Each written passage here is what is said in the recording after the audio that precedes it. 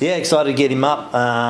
He's a guy that's constantly been working on his craft, and I think the most recent example of that is, he was told to go work on his shooting, his outside shooting. That was the feedback he got in terms of making the transition up. And in the last 12 months, he played in Luxembourg and shot about 36%, and most recently now in the NBL 1 shooting 40%. So, we got a guy that we wanted to pretty much fit the identity of everyone else we're bringing up. Is they want to work on themselves and get better and work in a team environment and contribute to practice in a everyday type mentality. You had 43 players that you saw in the open gym session. What made him stand out? By the end of it was about 8.5 hours on court, and really that's because we knew a lot of these guys coming up what their basketball skill set was. We just wanted to break them a little bit and see who wanted to keep going.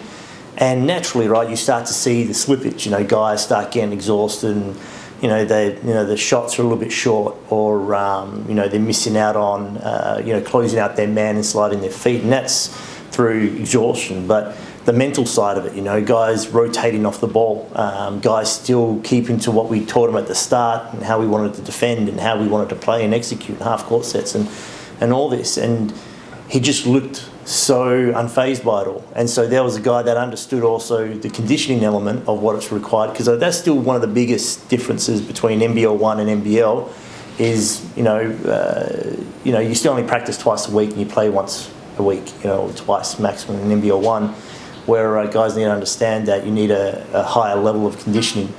He already understood that, and it showed by 8.5 hours that he was still doing what was required.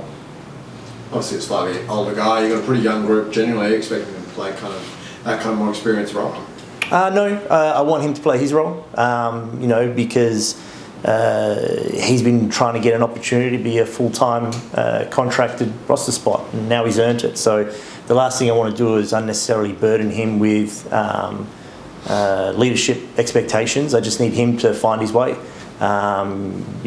Wardenberg, for example, is younger but wise beyond his years, so we'll probably look to have Sam lead from the front a little bit more this year, but Dillon's just going to be part of the group and contribute the way he knows best and do it every day. After the draft, now with Dillon coming in, how do you approach those last couple of spots? Yeah, obviously, the Taran piece is closing soon, and, he's been great. We've been keeping open lines of communication, and so we'll make a decision in regards to how that works and what that final import spot looks like. Obviously, we're still in the final processes of a roster spot and DP spot, so let's feel pretty comfortable where we're at right now. Hopefully, we'll have more concrete understanding where we're at maybe this time next week. Are you expecting Grogan to come back as assistant coach, or are you looking out for another assistant coach role? Sam Grogan? No, so he's head to Illawarra, so he's been coaching New Zealand.